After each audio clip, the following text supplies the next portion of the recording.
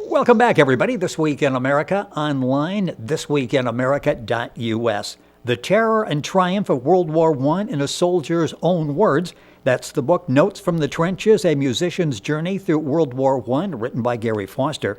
The Foster family of Wisconsin, vibrant, happy in the early years of the 20th century. Barbara Foster, widowed early in life, created a loving home for her children. They were all musicians, forming their own orchestra and playing in regional and local venues. But despite Woodrow Wilson's promises, America found itself drawn into the Great War overseas, and Leo Foster, bugler for the Wisconsin National Guard, was sent to the front lines.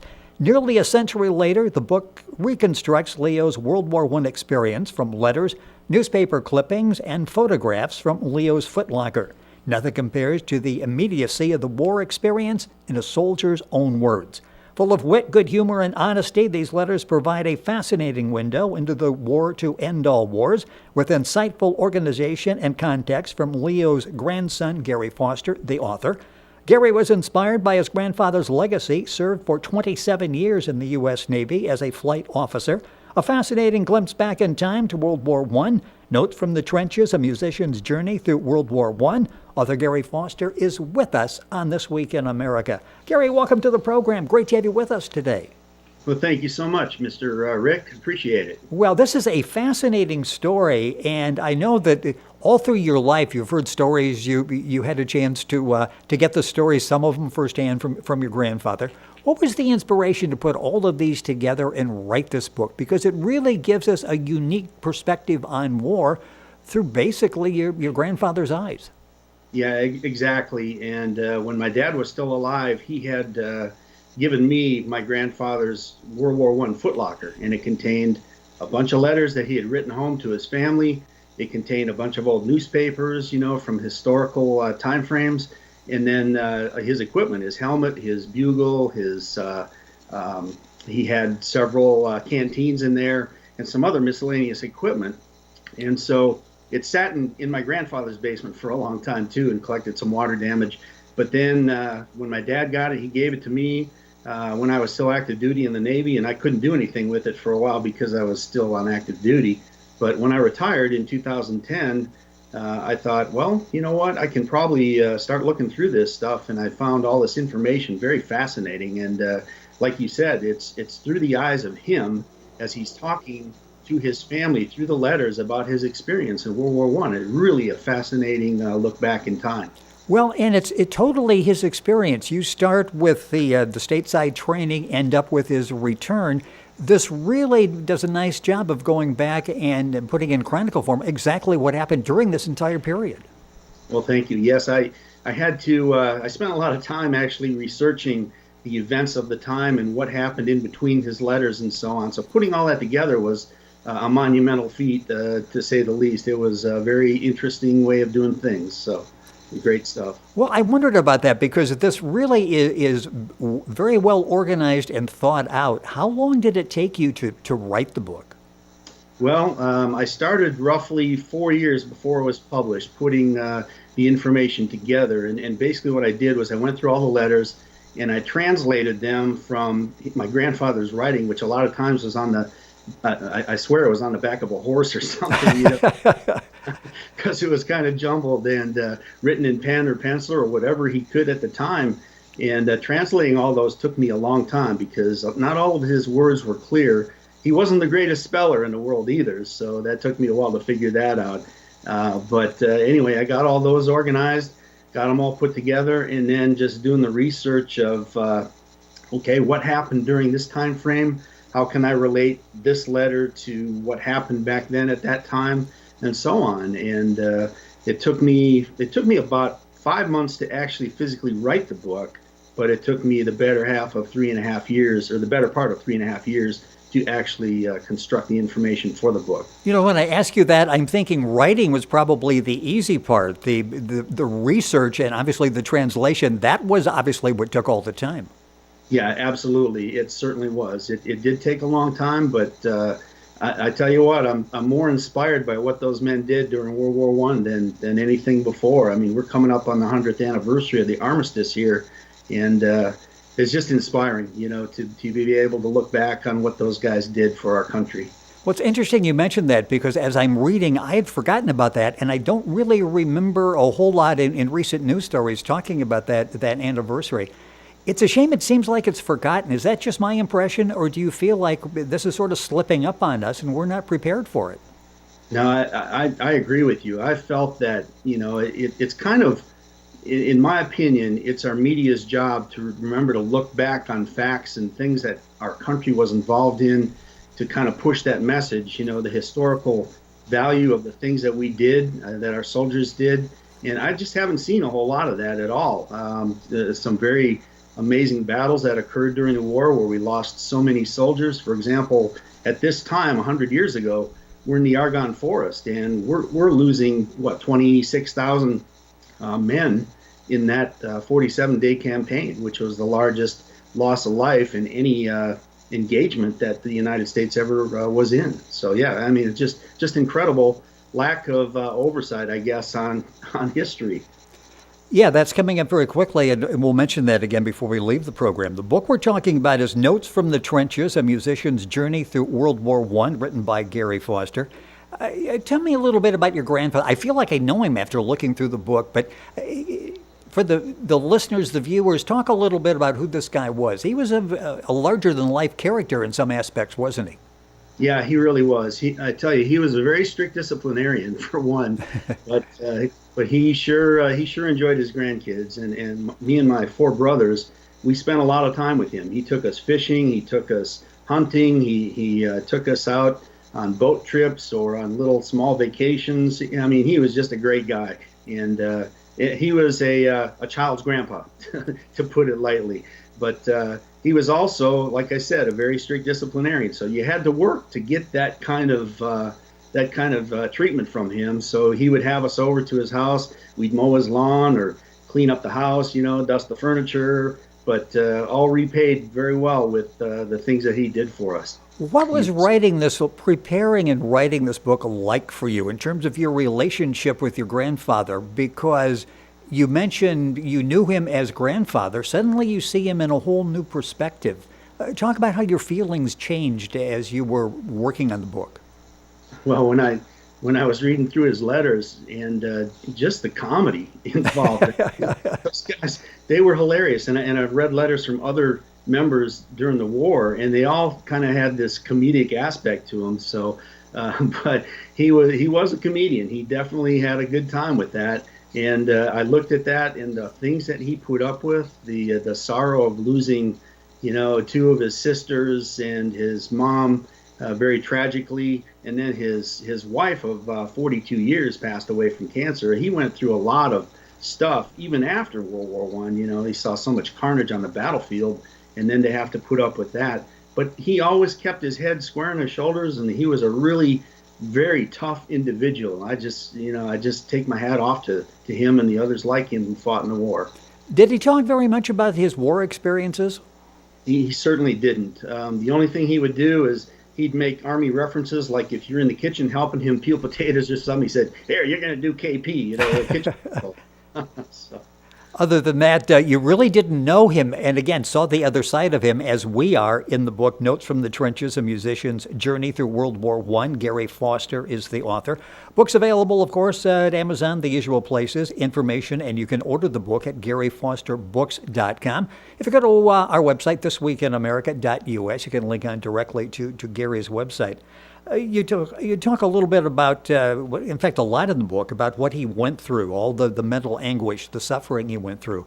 Did he suffer from what probably wasn't called, but post-traumatic stress disorder? Probably wasn't called that at the time, but did he have any impact? Did that impact him mentally as he was fighting the war, do you think? I don't think it really impacted him to a great degree, but like you said, PTSD is a recent term. But he did suffer. I mean, he had some real mental anguish, I think, at times. When he got into an argument, boy, he wouldn't let you win. That's for sure. But he solved a lot of his issues. I think he really, like many of the World War I guys, they all kind of just stepped back into the shadows. And unfortunately, it was alcohol that really helped him through his pain. I mean, his war wounds and all of the things that he suffered I think that helped him through. And he never really drank to excess, but he did, have the standard. I'm going to have a couple of beers today. I'm going to drink a little shot of brandy tonight, to go with dinner and so on. So, but yeah, he escaped, I think, through alcohol for the most part. You mentioned going through the footlocker and all the artifacts there. What will you do with those? And there are several that were real favorites to you. You were mentioning the bugle, for example, things like that I would think would hold a special place for you. What will you do with all the artifacts? And again, are there some of those that jump out at you like, wow, I need this because this really is my grandfather? Yeah, what we did was I conversed with my brothers. We all agreed that rather than sitting in the footlocker collecting dust, we should put those on display somewhere. And so we donated them to the Wisconsin Veterans Memorial up called the High Ground up near Neillsville, Wisconsin. And it's an area that's just beautiful. It's an old moraine from the glaciers. And so it's just a beautiful area. They've really done up a fantastic monument to all of the veterans who fought in the Wisconsin boys fighting in the wars, and men and women actually. And it's just been super because they have a display case up there, and they have his helmet, they have his bugle, they have his canteen, and of course the footlocker. I gave them the footlocker. I kept a lot of obviously the letters and the newspapers Yes. that were in there. But yeah, so it's all on display up there. What were some of the challenges you had in doing the research? Were there times when you thought, wow, this project may be too big to take on, there's too much here, and to trying to sort through it all and do a little editing as you're going, this is important. This is important to me, maybe not to the general public that's going to be reading the book. What were some of the challenges that you went through that whole research process? Well, it was actually identifying the letters that I was going to use because there were so many that were so applicable, but I knew that I couldn't make a 10,000 page book, so I had to whittle those down. And so just going through those letters, identifying it, first translating them, obviously, and putting them into a word perfect format or some format that I could read, and then selecting various parts of those letters or using the whole letters in the book. That was the most challenging part to me, quite honestly. Gary Foster, our guest on the program. His book is Notes from the Trenches, A Musician's Journey Through World War I. His website is GaryFosterBooks.com. I mentioned in the opening he inspired you, and you had a life in the military. How about other family members, maybe friends, that type of thing? Did he inspire others as well? Well, I know he inspired my dad. My dad joined the Navy during World War II. Didn't see any action, but he was actually in the Navy, was training to be a pilot. And then he came down with a really bad case of appendicitis, which kind of knocked him out of the foray there. So, and by that time, the war in the Pacific was won. This was 1943, 1944, so he never saw any action. And then my brother Jeff, my older brother Jeff, was in the Air Force, and he was a weapons systems officer. He flew on the F-111 Aardvark for the Air Force, and a weapons system officer is the guy that sits next to the pilot that does all the coordinating to drop bombs and so on, and provide the attack information. And so those were our two members of our immediate family here that are veterans, actually.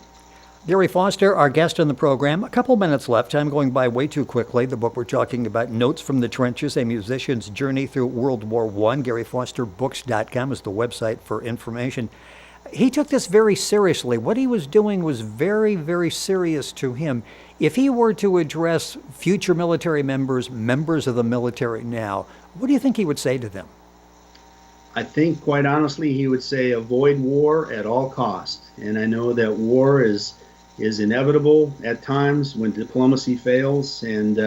But he saw a lot of horrible things, I am sure. And plus, he suffered through it too. I mean, he was hit by the two shells, and then he suffered a gunshot wound in the Battle of the Argonne Forest. So he was wounded twice.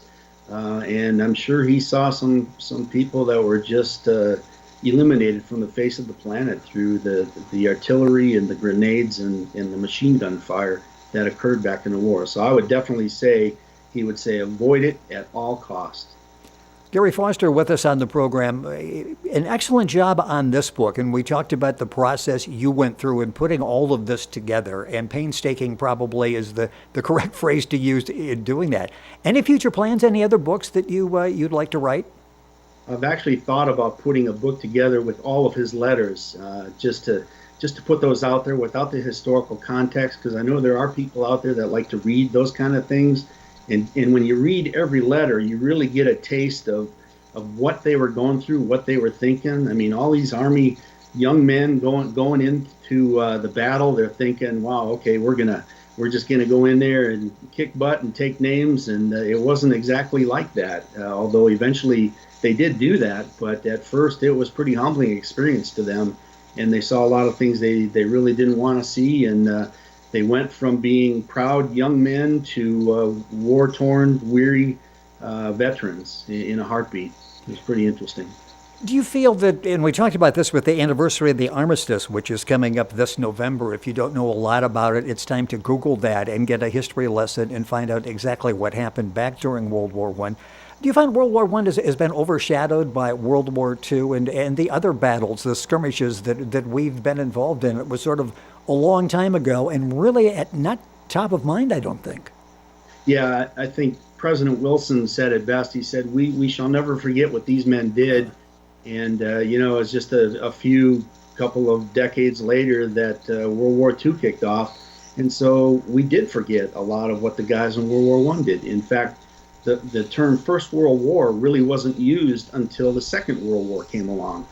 Before that, it was called the Great War, or the War to End All Wars. And those men, I think, for what they did, they were really forgotten. And the only time it was mentioned after that was when they actually passed away. And, you had the veterans' funeral, you had the 21-gun salute and the presentation of the flag. And then it makes people remember. But it's just sad that we have to get to that. We had to get to that point to remember what they did. We've got a couple minutes left. The book is called Notes from the Trenches, A Musician's Journey Through World War I. You've worked with Reader's Magnet on this process here and getting the book together, getting it out to the public, and sharing the message of your grandfather. What's that experience been like working with Reader's Magnet on this project? They have been absolutely fantastic. They really have an organized group of people. I want to say a shout out to Zyron, if I can. She's been just absolutely terrific in helping me. And they're just a class act all the way. I know it has to take a load off your mind that, okay, you've done the creative process of this. Now you're going to turn it over to the professionals to actually take this and market it and get the message out there.